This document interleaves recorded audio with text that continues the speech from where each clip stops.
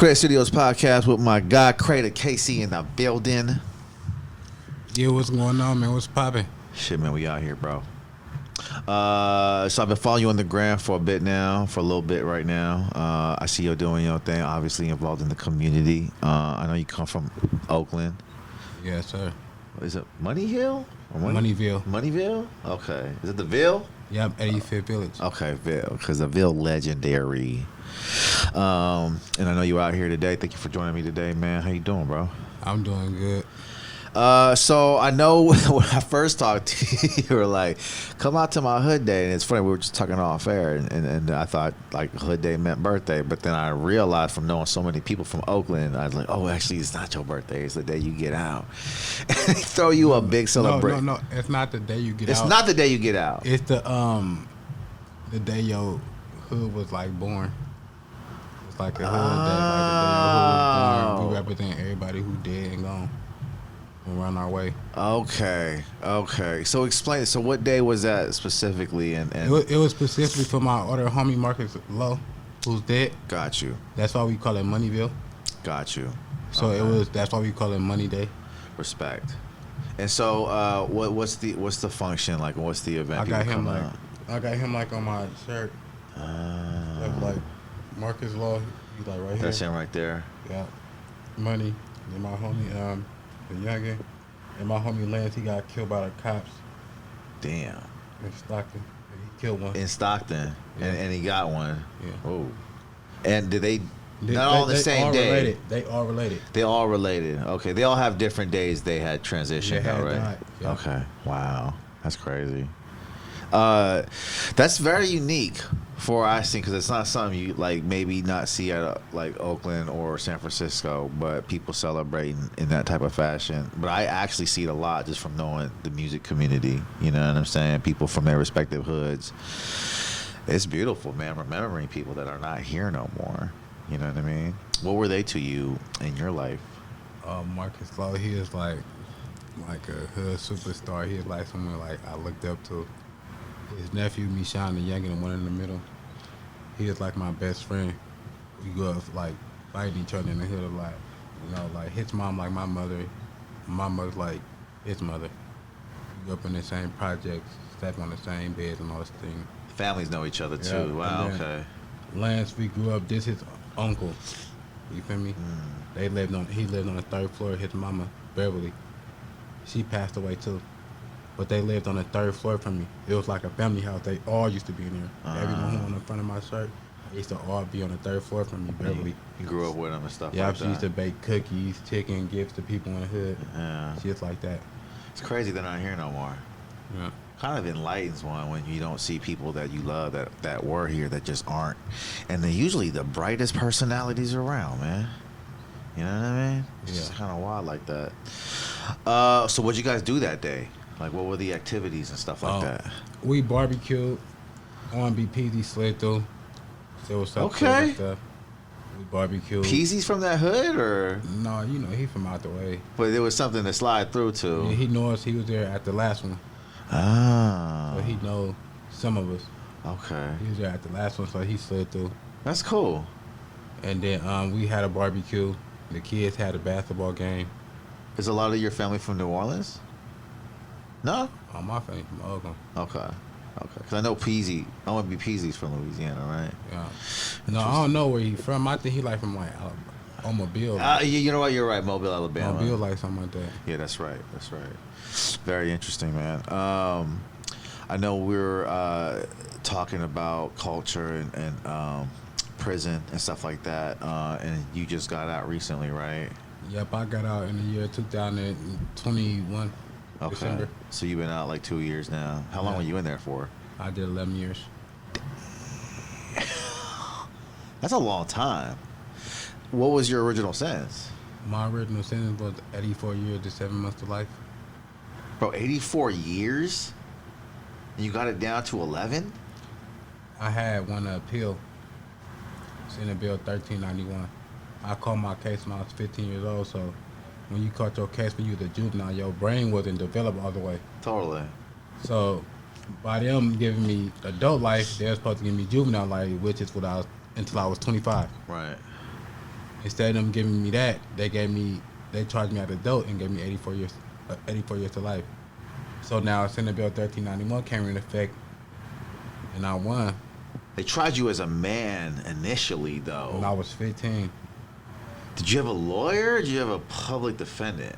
Yeah, no, I had a public defender, Public defender, right? Public pretender is what they call them. Yeah, so he didn't really do much then, obviously. Damn. My appeal lawyer, he got me out though. Right. I did about 7 years in prison. Before I went to prison, I was 15 in juvenile hall. I did up till I was 18. And I went to Santa Rita. I did 8 months, and I lost trial. Got 84 years to life. Then I went to the pen. I did 7 years. You feel me? Then I did the rest in CYA. Okay. Cause they took me out of prison. Right. And they put me in CYA in a juvenile facility. That's what CYA is, right? Yeah. Okay. DJJ. You didn't start off in CYA. You went to CYA after fucking prison. Yeah, that's where they were supposed to put me in the first place. Okay, I'm sorry for laughing, but that's kind of crazy, bro. Because at 15, I was trying out for the fucking high school basketball team. You know what I mean? Like, you're going to prison. What were you like before 15? I was on the streets, but. So you were on the streets. You never were. I was on the streets. I got caught up, in the gang banging and stuff. You feel me? Got caught up in a life, in the hood, did some shit. Caught a murder in 2 attempts. Went to jail when I was 15, and been in jail all the way till I was 27. And it's easy to get caught up in that shit when you're young, when you're 14, 13, right? Like, because you're possibly in this environment and you have this, like you said, this brain that's not completely developed yet, you know what I mean? You're still experiencing life, you know what I mean? You're running off adrenaline and shit. Like, can you explain that? What was the whole, did you just see that happening? Did you see yourself going into prison, or you did not give a fuck, or did you think you might just turn it around, or I ain't gonna lie, we in the hood, every day, niggas coming outside all the time, niggas fighting. Then sooner or later you graduate from fighting to. My bad. Can you move that mic closer? I said sooner or later you graduate from fighting to something else. In the hood you grew up fighting, but some niggas learn how to shoot before they can fight. You feel me? Yeah, that's a reality. What you just said, though. People would just rather clutch on it than get into it, right? Yeah, to fight somebody. Right. Interesting. So we was always caught up in a life. I seen my other homies doing it around me. And so basically, did you have that sense of wanting to follow in that footsteps? Because that's what you're saying. Yeah, that's who I looked up to. This man right here. Marcus Lowe, that's the one I looked up to. I seen him doing it. His little brother, Lance, I seen him all the time. And that's who the people I grew up around my whole life. Do you feel like, and I don't know what happened with the case, if we're not going to talk about that just yet, but at 15, if you didn't go to jail then, did you see it getting worse? Like, you would have been in there, at 16? Or you, I probably would have been, dead or something. Damn. Did you realize that in jail? Yeah. And how did that I think jail, saved me. Jail saved people. Yeah. It gives you a moment to just stop and sit down and think about what you was doing while you was right. Everything that's going on, Yeah. Once you go to jail, that's when you get a time to think. You alone while you get time to think about your actions. Now your consequences. Now you in there thinking fuck. What are your peers in jail saying about you too? What are they saying? Are they gaming you up to do more when you get out, or they are bro, think about what you're doing, young man, or No, I had one homie in there. He was my celly. He not even my homie. He my cousin. His name Sauce. He doing 40 with an L right now. He used to always be cuz, it's my hat life. He'd be cuz, why you always fighting this shit, bro? You got the best case I ever seen, bro. You finna go home, bro.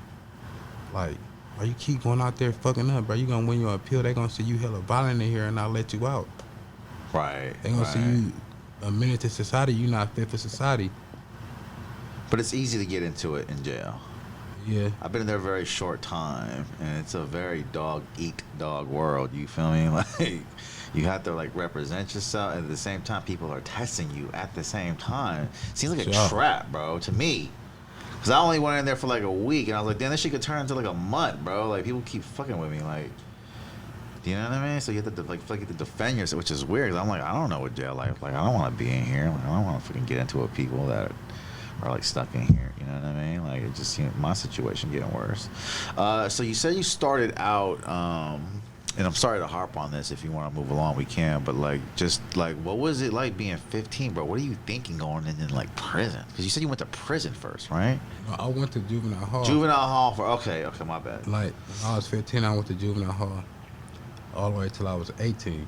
And then you got from juvenile hall, I went to Santa Rita. Got you. And did 8 months in there and lost trial. When I lost trial, that's when I went to the prison. Okay, that makes a lot more sense. Right. Okay.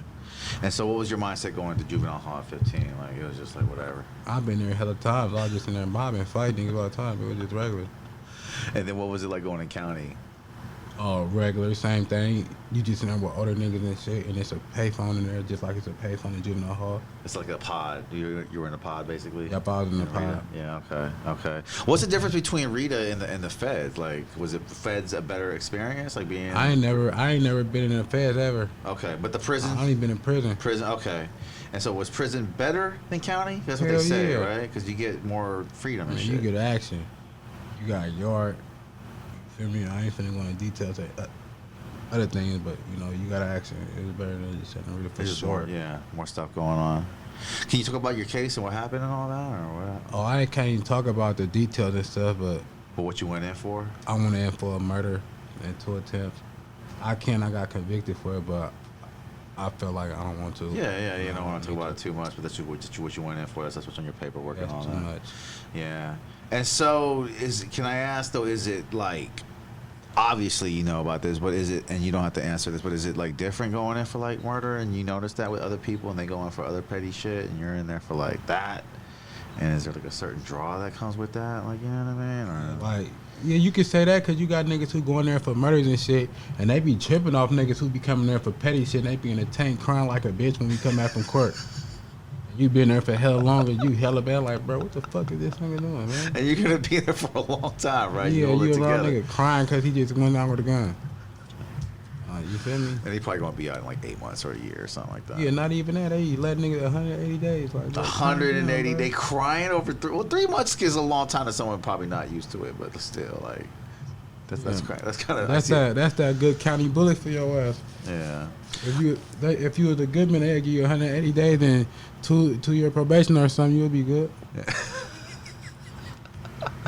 Crying over 100 days. That's funny, bro. So what is it like being out? Because you spend a good part of your life in there, right? Oh, yeah. It felt good being out, man. This shit lit. All the bitches out here. It's good to see bitches. It's a lot of motion. You ain't got motion, you can make some. And obviously life is better out here than being in prison. For sure. Why so? It's way better out here. You ain't got the staff telling you when to take a shit or none of that. Or piss. When you run out of food, you ain't got the staff let you know when you can go buy more. Right. You just go buy it. You go buy it. And there's options. And it's options. And it's pussy on the streets and it's not pussy in there. First day out, you seen pussy, right? Hell yeah, I got picked up with some pussy. What's the feeling, Krada, like when you see it, bro, and you can go holler at it now? What is that feeling like? I ain't gonna lie. It's to the point when I first got out, I started seeing like a lot of women. I was like amazed. I'm like, God damn, they look good now. Yeah, I was missing out on hell of shit. They look good better in your generation than they did in mine because they know how to dress and the makeup. You feel me? For sure. And everybody bust now. Icy busting, having money. Everybody lit off that ED shit. You know what I'm talking about? Oh, so that's when you got out when the EDD was going on? Yeah, a little bit. Because you came out in 21, you said, right? Yeah. So that was like the tail end of PPD loan and shit like that. And when you first hung with a chick, what was that like? It was like, it was lit. Everybody was fucking when you're not paying to a party for me and shit. It was fun. Yeah. What are you doing outside now that you're out? Like, what's life like? Do you not miss prison? Do you miss prison a little bit? Hell no, I ain't gonna lie. I be tapped in with some of my niggas. I ain't gonna lie, that's for all the real niggas at. They be like behind bars and shit. They never be out like on the streets. I ain't gonna lie. You got fake niggas that be out here. It's never like how I was in jail to the point you get to missing your partners. Right. You feel me? Right. Interesting. What are you focused on right now? Trying to. I'm focused on rapping and trying to get signed right now. Okay. And are you leaving the street shit behind or what? Yeah, I'm gonna try my best. You feel me? I'm not running from it, but I'm not looking for it though. You know what I'm saying? Well, explain, like, because it's kind of just hard to leave alone. Yeah, I want to say like, once you in the streets, you win it. I ain't gonna say I'm trying to leave it alone, cause I'm still learning this stuff. This what I adapt to. You feel me? That's how I was raised. But I see this rapping stuff. It's like a hustle and stuff. So it's a gift. Why not keep rapping and trying to get signed? It's a hustle. And help my people and shit that I'm around. It's a business. When you got out, how did you see the music game? Because when you went in, you was 15. So what was popping then? Like, I was still rapping when I was 15 though. right. And who was popping when you went in? Like, When I went in, it was who were you listening to? It was DB the General was yanking me before I went down. Oh shit, yeah. D-Lo was yanking. Sleepy D was yanking. Rico the Kid was yanking. Then Mike he had stuff out. JL, he had stuff out.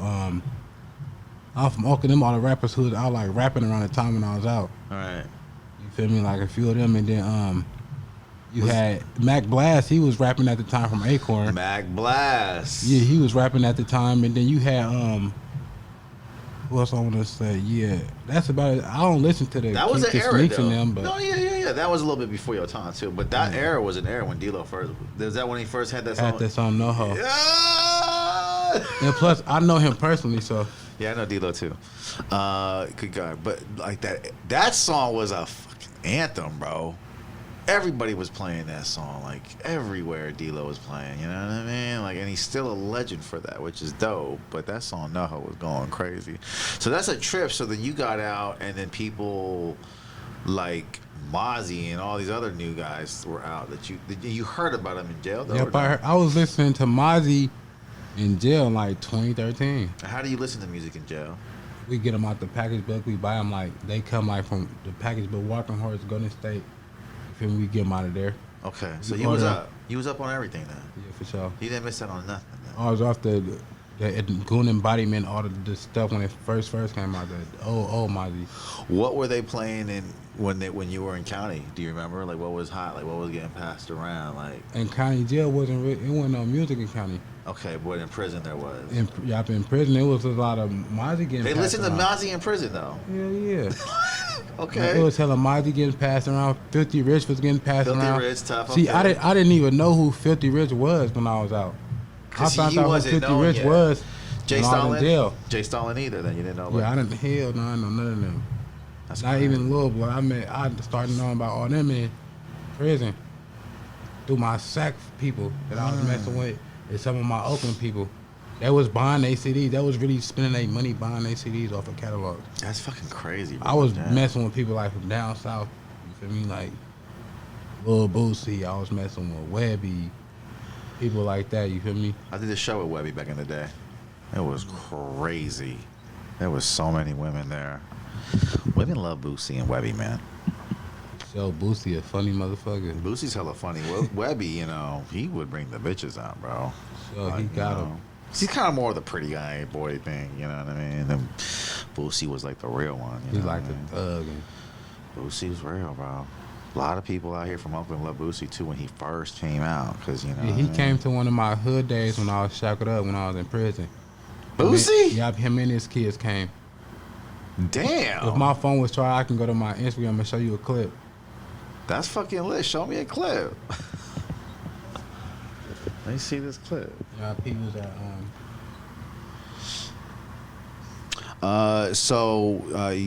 How do you go about making your music? You record at the house, or like, how does that go down? Or I go through Sky Thank You. Sky Thank You, he mobile producer, he come to my house. that's dope. Is that easier? Yup, it's way more easier than like going to a studio. Like I don't really be like. Because people from Oakland don't want to leave Oakland, man. That's what I felt like. They used to rather stay in their comfortableness. Yeah, but like Sky Thank You, he a good producer. But my uncle Smack, he produced me too. He He made the produced me beats? in Vallejo. Okay. This is where you get your beats from too, and all that. And I get my beats made from Mike made the 808s. I feel like I heard of that before. He's worked with a lot of people, right? Yeah, he done work with a young boy and all them. That's right. He from my hood. Right. 85th. He's from Moneyvill. Yeah. Who are you listening to right now that you're backing out in action and from the Bay Area? Like, who are you feeling out there right now? Like, who got your ear? I ain't gonna lie, my nigga Swayze, man, from my hood, man, he going crazy. Swayze going crazy? Yeah, I fuck with Swayze, and then I fuck with And what's his Instagram? is Moneyvill Raleigh. Moneyvill Raleigh? Yeah, you gotta follow my nigga. R. Yeah. Okay, I can't find it. How do you spell Raleigh? It's MoneyVillRiLey.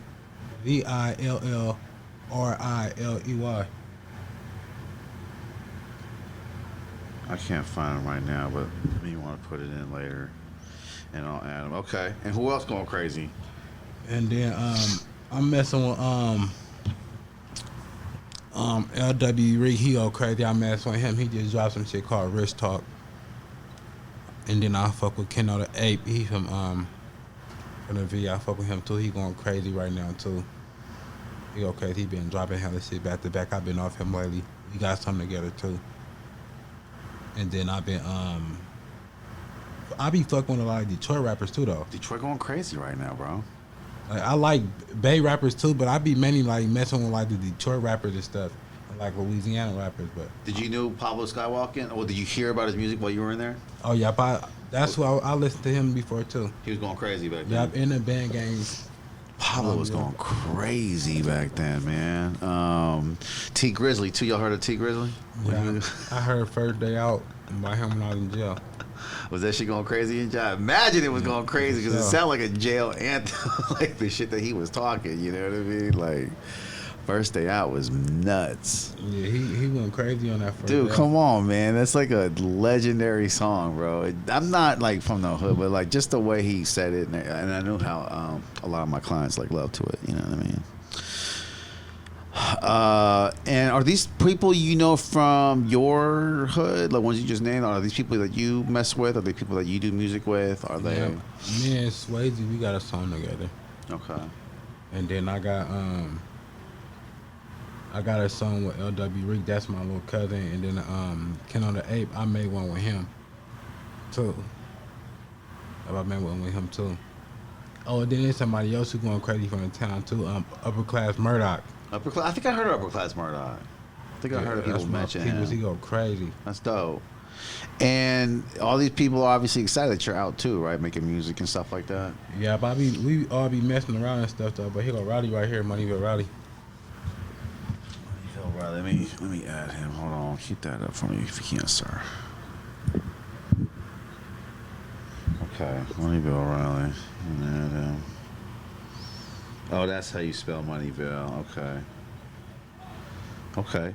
This was I was just talking about this on the last podcast. Is about how do you notice all the social media outlets that are out there right now in terms of like Dizzler and NorCal Next Up, and you know, and then what do you think about them and like the artists that you've seen on their pages?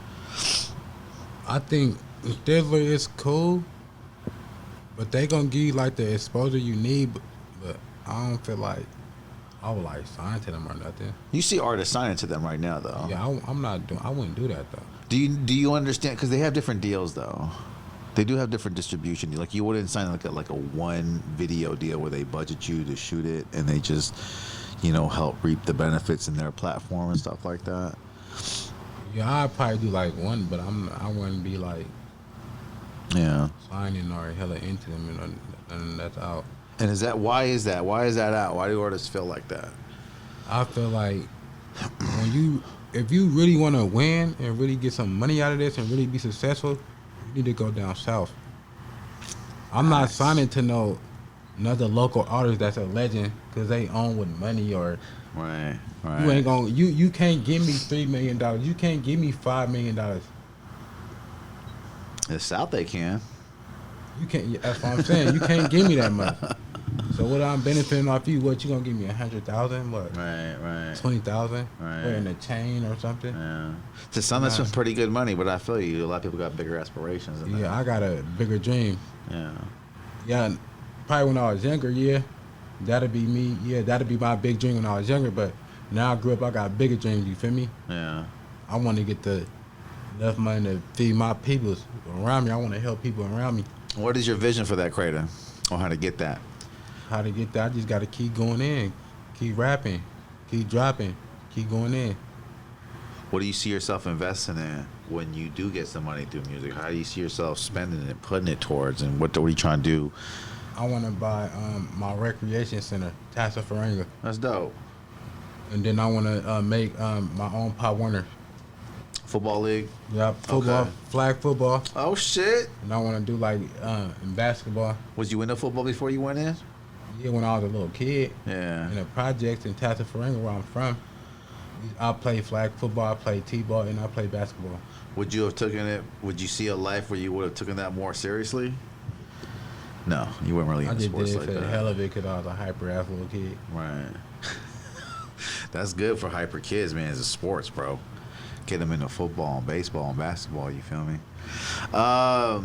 What do you see with the group? Are you guys a label, or are you guys not a label? You guys are just Moneyvill. homies. No, it just like Because I you ain't said gonna it lie. was like a record label, right? Yeah, when I first got out, we was like damn near trying to be. It was damn near a group. You feel me?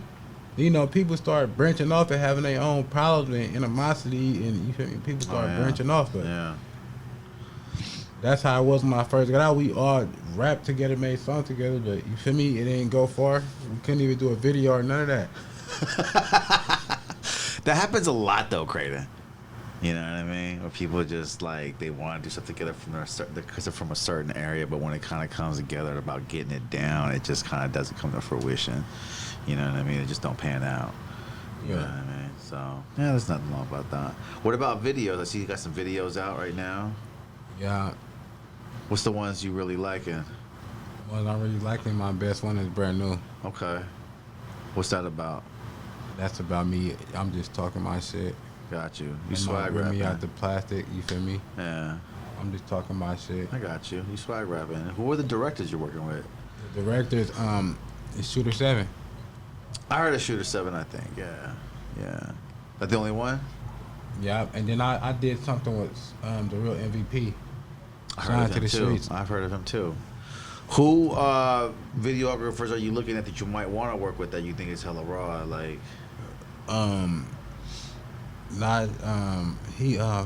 what's the name video? He be shooting this is what I want to know. Yeah, tell me. he be shooting EBK Jock video. He shot the video Top Op. Was it Chrono Shooter? I can't remember his name, but he shot the video Top Op though. Okay, all right. I'll look out for him. You heard of Chrono Shoot 'em though? Nah. He goes pretty raw. I look at him. I'll send you his Instagram after we're done. Okay. So I know you got some new music. I seen your gram going crazy, man. You on TikTok? Nah, I ain't got a TikTok. Why not? It's a I lot don't of know. work, huh? I actually just downloaded like the app in my phone like a couple of days You know it's ago. easier to go viral on there. Yeah, I know. I just did it like a couple of days ago. I just downloaded the app literally like a couple of days ago. I feel like with Instagram, like you're gonna know people more locally, right? Because of all like who you follow and who you like. You're gonna kind of get a broad sense of where people are from and what they like in local like. But with TikTok, you just get some random motherfuckers in your shit. You know what I mean? But I think the algorithm hella different. It just spit it out to like hella different people. You know what I mean? And it just hits like that. What else you got going on, man? Nah, nothing. Yeah. I'm cooling. Just working, ready to get back in the studio. Just enjoying life, basically, right? That's awesome, man.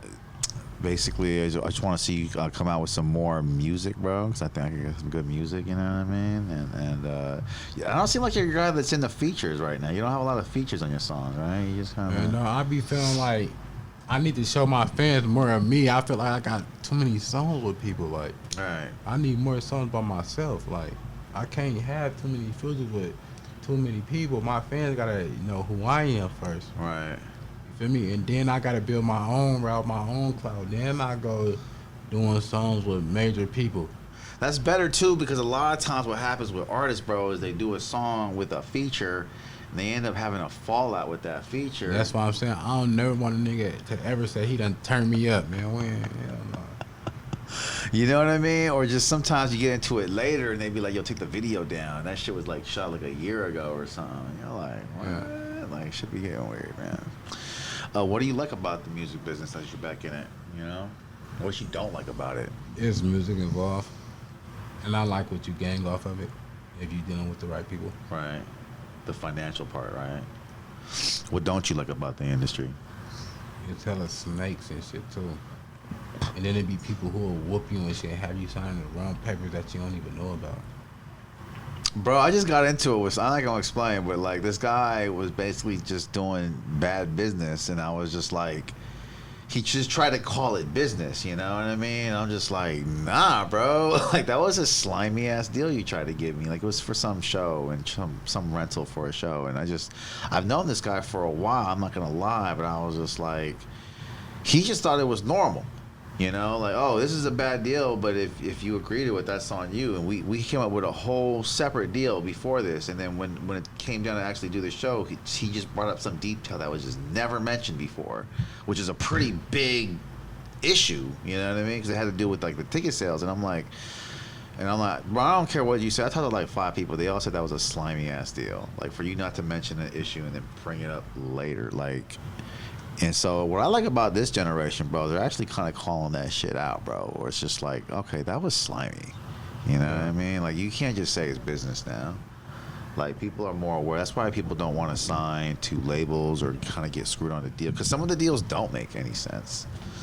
Unless they're investing all the money into it or something like that. You know what I mean? But a lot of these artists get clout first and then they sign. And it's just like a horrible deal. You know what I mean? What are some of the labels you're looking at right now, though, that you think might be a good thing to sign with? Because there are some labels out there. I ain't gonna lie, I'm really looking like I want to get signed with Fat Joe in there. Like, I'm looking at Fat Joe? Like the Terror Squad. The Terror Squad. The reason why I said that, cause like the Terror Squad, like That's I want to awesome. go like to That's a my record label where nobody not like, you feel me, like lit at. I feel like if I go to that record label, I'm gonna be like the face of it. Because Fat Joe's still a name. Yeah, I feel, not even that he's still named. I feel like Terror Squad don't have a lit artist. I feel like if I come at that from the Bay, different flow, lingo, from a down, I feel like I'll be the face of it. I feel like I can take over and control the whole law. You feel me? I don't think that's inaccurate. I think you're very right. But does Terror Squad actually have artists that are active right now, or like none? I just heard like Remy Ma. Like, so far, I ain't never. Oh, Remy heard Ma. Okay, yeah. You should probably send him an email. No, I've been talking to him on FaceTime like stuff, but To Fat Joe? yeah, we FaceTime one time. Cause you know, Lil Meech had post my shit on Instagram. Oh, I didn't know that. Lil Meech stuff. Okay. Oh, Lil Meech did. Yeah. Oh shit. Okay, so you getting traction out there. How does that working out for you? Like, how do you see your traction and certain people reposting you come into play? Oh no, it's good. It's good. Just be like business moves and stuff. I did like some business stuff with both of them, but it still got me like recognition to the point Fat Joe came to look into me. But it'd be like better like in my situation and stuff for me. I feel like if I just keep going on and keep doing what I'm doing, they're gonna sign me. So I was supposed to do like some stuff to get put on the radio. He had sent me an email, but I had lacked on it. you had lagged on them, right? Yeah. Okay. How long did you take? I took him long. I lagged on him. Like, and I actually lost that phone and lost the email. Ah, okay. So yeah, that kind of sucks. Kind of loses the energy, but it can come back. Yeah. And so you talk with Fat Joe though. Fat No, Joe's I got the stuff in my DM talking to him and stuff. Like, and I got the goddamn what's the name, the email that he had got me sent from the radio. The radio had sent me like a verification code that my song was approved, because I had sent my song brand new. Okay, I sent it in, right. verified email, and then you feel me, they had said my shit was approved, and I had got a code back. Right. And then they give me the promo shit like going down. What's Fat Joe like? He's on the grind looking for artists, or you know? Yeah, he said it's a label that he shares with like share with someone else. He like scouting. That's what he's doing right now. Yeah. He hit me from a scout account. Cause Drewski was just doing that. Yeah. Do you know who Drewski is? Nah. Drewski, you should look him up. He's like a newer age comedian from Instagram. You know what I mean? But it's pretty funny. He kind of had a label search thing going out where he was just going to hella places, like talking to art, like trying to sign artists and shit. But shit was comedy, though, because like one girl was just fine, and he was just trying to sign her off of that. Like, it was on some comedy This shit. Fat Joe right here. He's talking to me. Is that like is that his account? Yeah, this is his scouting account. Oh, it's scouting account. Okay. We FaceTime and everything. Yeah. That's good though. You FaceTime them, so that proved it, right? Like, I'm going to the very top where he was very messaged me and was talking to me. He told me what I was talking to. and so.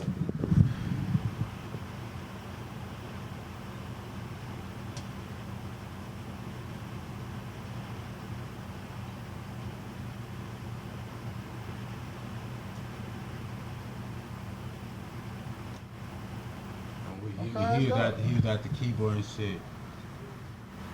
And then he was talking about, dude, I want to be on a major label and shit. He had sent me all the shit. I had cat it off. I had forgotten I had lost the phone shit. But I still got it. I could still hear him. Right. Up after all the shit. And all the messages from him. But when he had sent it to the people, I had sent it. He had sent it to the radio for me. Okay.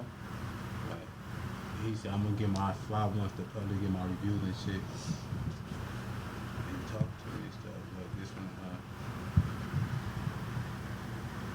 Nicole, Red Fire review and shit. Just told me this shit. I carried it. I wasn't hitting him up. So he wanted yeah, I seen that. So what was it like FaceTiming Fat Joe? Like, At first, when he first hit me, I looked at him, I paused. I thought, what the fuck?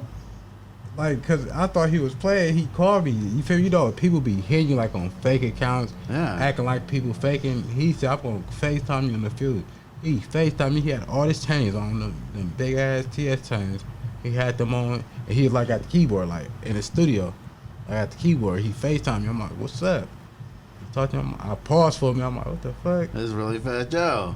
And then he like, "Yeah, man, I told you, man, whoa, man, I wasn't playing with you, man, whoa."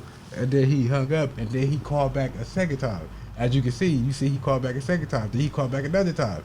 Like, he called me 3 times. And just FaceTiming you. Yeah. What was he talking about while he was just talking about music or? No, because he was making sure that I wasn't forgetting to hit the people. Oh, with the email. Yeah, with the email. Okay. Because at first I had sent him the wrong email. Right. And he thought I was bullshitting. Then I'm like, man, I got 2 different emails. I sent him the other one. Then he had sent me the shit in. Okay. And when I emailed them and emailed them the song, they had emailed me back. Interesting. And then he was calling me on FaceTime to see if I had finished the stuff yet. He's in Miami right now, right? Yeah, so he can get me put on the radio out there. It was like 105, 1.1, something like that. I don't know like about the New radio. York. Yeah, I don't doubt it though. Is he from New York?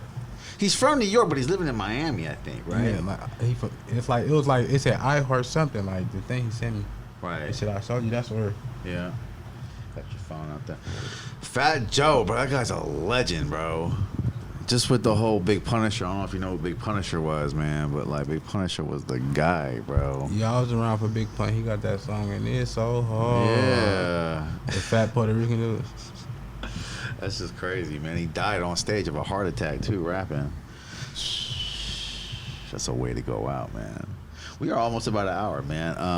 Tell me what other projects you got coming out, who I should be looking out for, man. Like, hey, man, you should be looking out for my Say My Name, man. Be looking out, man, for all the Moneyvill artists, man, from 85Ville, man. We got some artists who coming out there going crazy. That's Swayze, that's me, PZ. It's a gang of us, man. Like, we going crazy and stuff, man.